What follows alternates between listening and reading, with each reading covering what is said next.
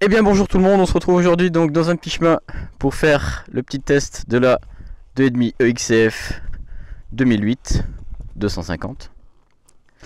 Déjà sur les caractéristiques moteur, tout ça. Donc c'est parti, alors on commence. Donc c'est un monocylindre 4 temps, boîte 6 rapports. Donc là je suis en origine, hein, niveau transmission, pot d'échappement, tout ça. Donc il y aura juste les suspensions, on verra après. Après niveau puissance, on est sur du 35 chevaux. Je crois que c'est à 13 000, un truc comme ça, 13 000 tours, ça pousse. Hein. 13 000 tours, ça commence à faire. Hein. On est presque autant qu'à 2 temps là, attention. Capacité du réservoir, c'est une très bonne question la capacité du réservoir. Il me semble que c'est 8,5, 9, non? 8,5, ouais. Voilà, capacité, il me semble que c'est du 8,5, hein. Je revérifierai.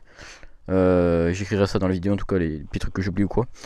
Donc ça commence à faire. Après on dit le 4 temps consomme pas, 4 temps consomme pas. Ouais, bon, franchement, je m'attendais à mieux. Au niveau du poids de la moto, on est sur du 112 kg tout plein fait. Donc liquide de refroid, essence, tout ça, bien plein, huile de boîte aussi. Donc 112 kg, ça fait un beau bébé, mais c'est une petite enduro quoi, c'est pas très lourd. Niveau moteur aussi à rajouter, on est sur une double courbe d'allumage. Donc là je suis en hard. Je ferai 2 petits tests, mais il n'y a pas une grande différence si on n'est pas sur la moto quoi. Vous verrez pas bien la différence. Après je vais passer au frein, double piston Brembo, hop, à l'avant, tac tac, hydraulique hein, bien sûr, et monopiston à l'arrière, Brembo aussi, juste là. Voilà, niveau des disques, 260 à l'avant, 220 à l'arrière. Ensuite on est sur des petites suspensions WP, donc là elles sont préparées Gobi Racing. Donc on a des petites protections, petits ressorts pour les joints. En dessous on a des petits caches pour réglage de la compression, plus moins.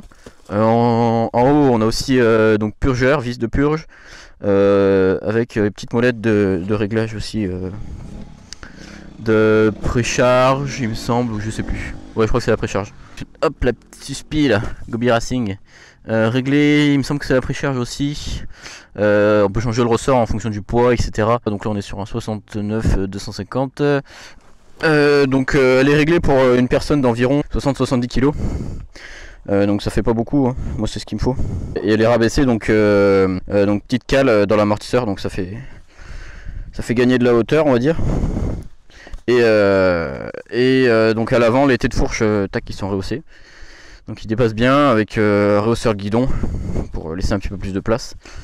Voilà donc pour les suspensions. Ensuite hop, on va remettre la moto droite.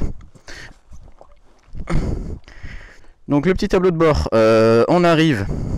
Donc là les leviers ce ne sont pas les leviers d'origine, je tiens à préciser, ça c'est des leviers achetés à part, donc peut être chez KTM Power Part, tout ça. C'est des leviers qui sont rétractables, hein. C'est bien pratique quand on tombe. Les pare-pierres là aussi non plus ils sont pas d'origine. Ensuite donc on est sur un petit embrayage hydraulique Brembo, Dot 4. Ça c'est sur les 2008, après ça passe sur Magura, liquide minéral, tout ça. Donc frein aussi hydraulique Brembo. Petit compteur électrique. Digital, tout ça, donc c'est bien pratique. On a un démarreur électrique bien sûr, donc sur le 4 temps, important de préciser, démarreur électrique plus kick, contrairement au Sherco là-bas, petit Sherco qui arrive, là-bas il n'y a pas de kick, donc tu peux tomber en panne de batterie, t'as les boules quoi. Et ça pousse hein.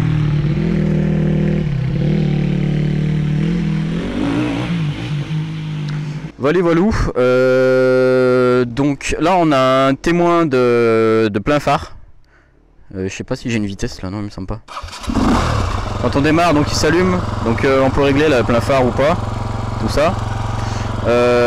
Voilà, donc on a un bouton pour le klaxon, mais il n'y a pas de klaxon, donc il me semble que c'est d'origine qu'il n'y a pas de klaxon. Enfin maintenant il est vente tout homologué, mais il me semble qu'à l'époque c'était pas le cas. On a un module à installer là, donc si on veut mettre des clignotants, donc on a les petites flèches mais il n'y a pas le module, donc il faut l'installer avec les faisceaux, donc pour mettre à l'arrière tout ça, et kit d'homologation en gros, et on a le petit truc pour notifier qu'on a les clignots d'allumés. Et donc dès qu'on va boucher la roue, attendez,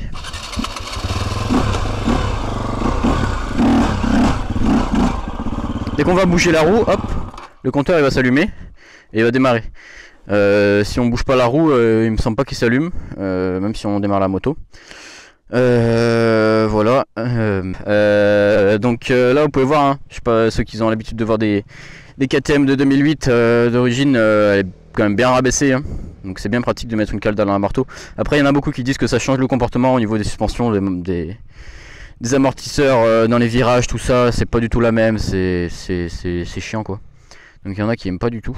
Ouais, bah on va faire un petit tour, hein, pour que je vous présente tout ça. Ça pousse, hein, vous allez voir. Là je suis en hard, on va commencer en soft. Donc le démarreur électrique ça démarre bien quand même, hein. Là le ralenti il est un peu haut parce qu'elle est réglée comme ça, je vais pas trop y toucher. Donc le starter aussi, je vais juste vous le montrer au cas où. Donc le starter à mettre quand la moto est froide,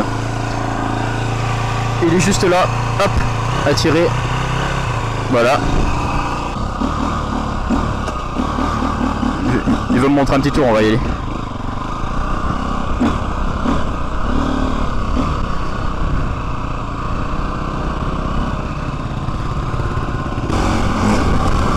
Je la connais pas très bien la moto, je vais pas essayer de faire trop le fou avec.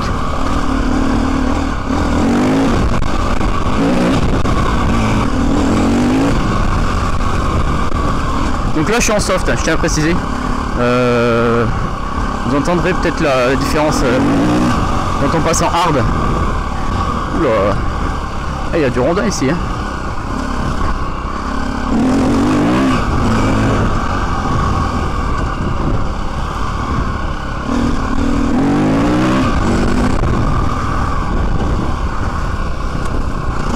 Je trouve que au niveau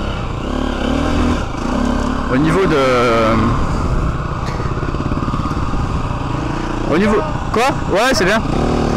Au niveau de l'avant, il va me balancer les cailloux. Au niveau de l'avant, c'est quand même vachement léger, hein. Donc pour ceux qui aiment faire des wheelings, bah ça part direct en wheeling.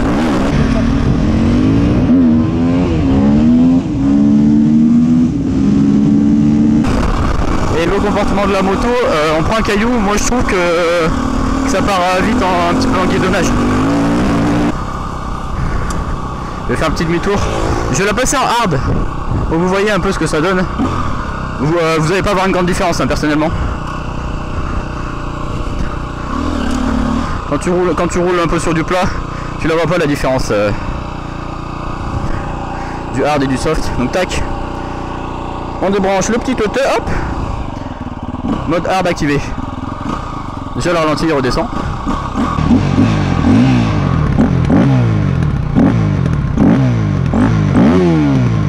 Ça pétard un peu plus quand même.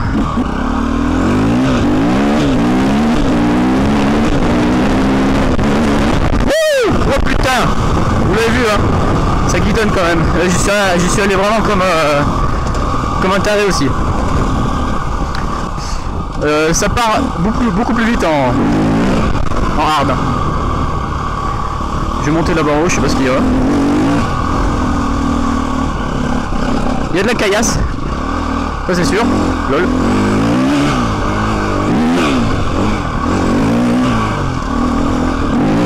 Et puis elle fait un peu plus de bruit aussi, j'ai l'impression.